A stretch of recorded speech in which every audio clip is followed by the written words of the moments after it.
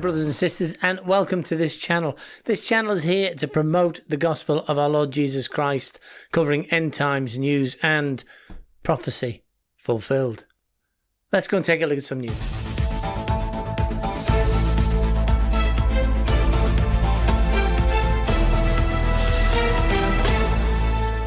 Okay, this first story is I'm going to play it for quite a bit because Jeffrey's story, ex-transgender with regret, so let's just have a look. I'll not play the whole thing. When I was 9 years old, I was raped by one of my father's employees, which caused a lot of confusion in my mind. I would ask myself, why do men want to have sex with me? And when he told me he would kill me if I said anything, fear set in my mind. And so I really believed I couldn't tell anybody. And this went on for a period of 2 years. And then shortly after that, my parents had gone through a divorce. And then I eventually would move to Portland, Maine, I think the age of 17. But as a couple of years went by, I was in Daring Oaks Park, and I had met some men there, and they invited me to do some drinking with them. And I did, and they invited me back to their apartment. And I was raped by all four of them, repeatedly, one after the other. And I had met a couple transsexuals in this gay bar. And they would just say things like, "You're so pretty, you're too pretty to be a boy. You should start female hormones." And of course I would chew on those things that they spoke to me. And when I was real young, even under 9 years old, I forgot to mention that my mother used to speak over me. She'd always say, "Jeffrey, you should have been born a girl instead of a boy." And when somebody says that to you, you should have been born a girl and not a boy. You just live with rejection, you know what I mean? So when I'd be off playing, I always hear a voice saying, "Well, even your mother thinks you should have been born a girl." And the turmoil and torment in my mind got so bad that I just accepted it. I was so sick and tired of the turmoil in my mind, of hearing those voices, those lies in my mind. "You're a girl. You should have been born a girl." I was so sick of it that I actually just came into agreement with it. I said, "You're right, I am." So I got into booze, and I was introduced to prostitution and some drugs, cocaine, and started female hormones at the same time, all around the age of 18 and 19 years old. And it got so bad that I actually had a nervous breakdown in a nightclub one night and just started smashing my fist on a car. And then shortly after this, I'm trying to not cry.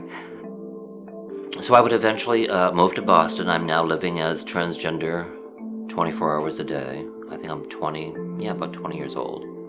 I needed a job. I met another transgender in a nightclub in Boston.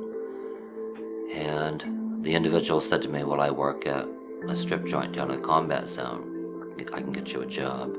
Well, anyways, I got that job, and I did that job for almost 20 years. A girl who lived across the hall from me, her and I was drinking and doing drugs.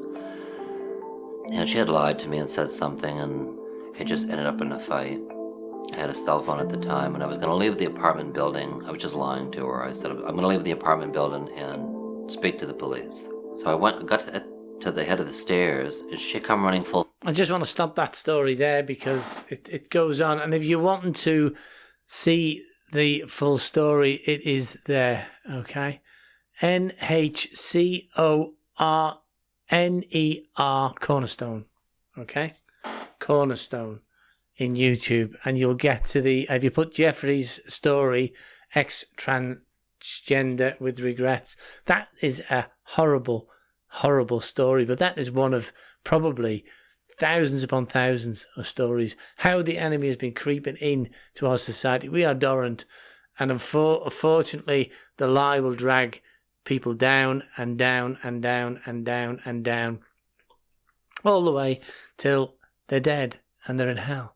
That is the devil's plan. Jeffrey's story is beyond a conception, really. It's beyond belief.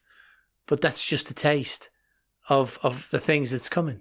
And another story of how the enemy has been creeping into our society and will always creep into our society gradually, but has done it massively in the last time of this period of few years, certainly 10 years.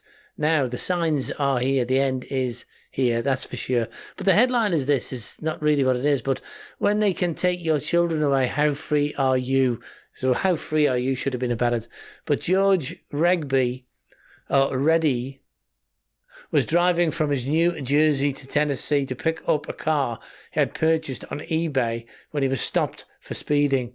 Like many Americans, George felt he had nothing to hide from the police, so when the officer asked him if he was carrying any large amounts of cash, he admitted he had $22,000 on him because he was buying a car. George was able to show the officer the eBay bids and that the sale was legitimate. He was able to demonstrate that he has income from his job and job as an insurance adjuster. But none of that mattered. The cop seized George's money on the spot. Later in the court, hearing that George was not allowed to participate in, the judges allowed the police to keep the money, even though George was never charged. Good grief. Good grief. There was no proof of wrongdoing. Even more, George had proof that there was no wrongdoing. You live in the United States, you think you have rights, and apparently you don't. You don't. Well, brothers and sisters, especially in the States, but it'll be the same in the UK. We are not as bad, but it's creeping in bad everywhere. This is the demonic movement in the end times. This is what's happening. Soon they'll have full control. You will not be able to do anything. You know, police will have full powers of arrest at any circumstance. It's coming. It's coming. We've got from Jeffrey's story, the endurance that's going on with children. Someone commented, and I haven't proved it, but everybody knows it, that apparently there's a school in, I think it was California, that now is teaching a pedophile as an alternative form of sex. Did I get that out? That's not funny, is it? And I don't know if that's true, but if that's true, we're gone. We're out of here. You know, because that is the fast end. You know, it's it's rape. When a child is molested, it's rape. The child will not volunteer for that. Not at all. Not in any way. So watch for end times, brothers and sisters. If you don't know what we're doing with this kind of news, this news is about end times. The real end times. The stuff we've been waiting for. We believe in the gospel of our Lord Jesus Christ, and the whole word from beginning to end of the Holy Bible is a complete works where it's prophesied and then things happen all the way through it. Now everything has happened till the end time, and we'll go into how you can avoid the end time and what it's about in a bit. But here we are, 11,000 experts propose final solution to global warming. Just kill billions of people. I think that is on the book, in the book to do. But over 40 years ago, scientists from 50 nations pivoted on long-standing global cooling thesis that was going to blanket the Earth in ice, and instead adopted what was then called the CO2 climate problem, which would lead to theories on global warming, rising tides, and economic catastrophe. I can't get my worms out. Catastrophe. Now, four decades later, a larger group of scientists is sounding another much more urgent alarm, according to Bloomberg. You know, there are... I'll not play this video. We haven't got time. We just want flash news. But we can see that the global warming, 2018, how we are going up, warming oceans and melting ice, lifting oceans. We won't go to the Bloomberg report. Population control. Murder. Population control is murder. Whichever word, whatever you think, whatever demeanour, whatever you can possibly think if you take a life, it's murder. It's murder in any law. Any law. I don't know a law that allows that. We declare with more than 11,000 scientists, signatories from around the world, clearly and unequivocally, unequivocably, you know what I mean, that planet Earth is facing a climate emergency. Because it is, but that's no need for murder. We all have to die. If we're going to die, we're going to die. But we don't have to. We're not going to. Why are we not going to? Because it's in the Bible. It's all in the Bible what's going to happen. And I'll tell you briefly what's going to happen. The church will be raptured. Hapazo. Taken away in an instant. Boom. Up and out of here. In the twinkling of an eye. And they'll call it alien abduction. But it's not. That's those that believe in Jesus Christ will be going and have a relationship with him. The next thing that's going to happen is 7 years of absolute tribulation where God will sort the world out. He will give us so much devastation. It's said that the blood will run as high as horses' bridles. And we've got our own nuclear problems to deal with, but God will throw in a few more. How do I avoid that? How do I avoid the wrath, as the Bible calls it? How do I avoid it? You confess with your mouth that Jesus is Lord and you believe in your heart that God raised him from the dead. It's as simple as that. And then you do believe in your heart and form a relationship with Jesus. That's saved. That's saved. Where he will come in and dine with you and you'll be at one with him. Now, a bit more closer to home, 6 police officers have been injured after they were targeted on bonfire night by groups of people throwing fireworks and setting bins alight. It's just lawlessness, isn't it? Let's just watch this. Hey, stop. Right, come on. I want everyone out. Everyone off this road now. Come on.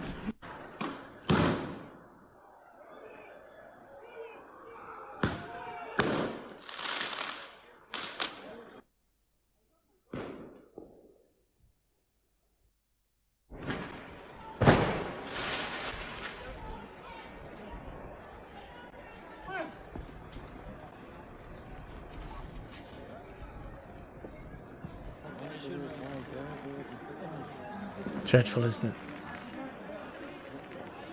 This is England. We're normally quite reserved. We don't have we have gun laws here. Nobody can have guns and stuff.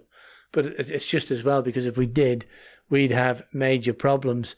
But you know, this is a good example to ban this barbaric episode of fireworks over burning someone on a bonfire, Guy Fawkes.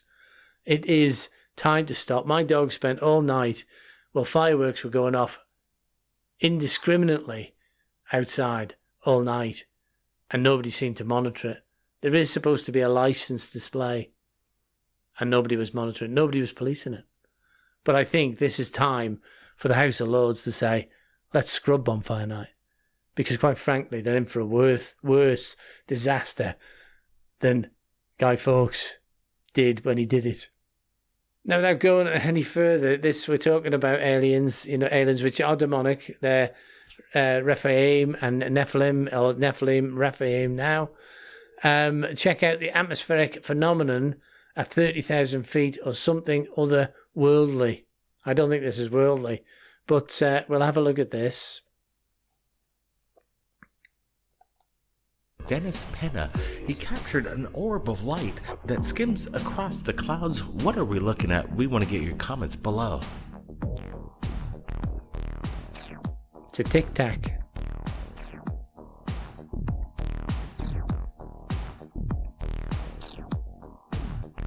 Captured about 25 to 30,000 feet.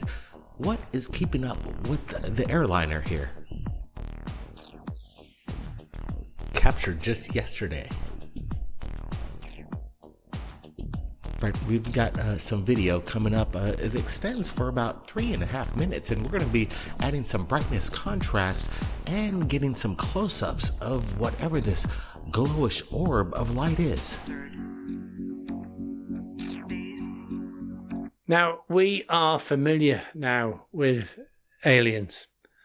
these are demonics above the cloud. Now, I just want to reference that the demons aren't, well, not all of them are underground at the moment.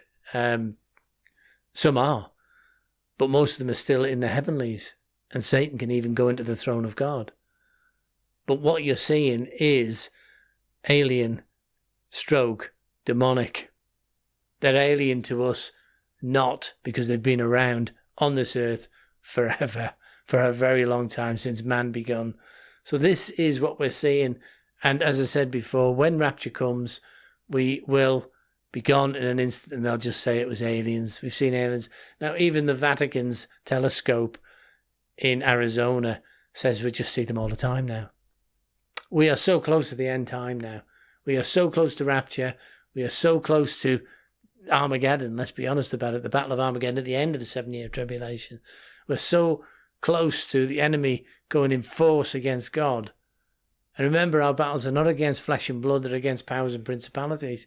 We should not be raising a finger against each other. Had we not have done that in the first place, then this wouldn't be brought about us. We are puppets in the middle, but not us, brothers and sisters. And I tell you why. Because we accepted Jesus our Lord and Saviour. And because of that, we're no longer the puppets. We have him to lean on, our great King, our great Lord. But I'll leave you with that news tonight, and I'll just say, may God bless you and keep you, make his face to shine upon you, and be gracious to you this day and always. God bless.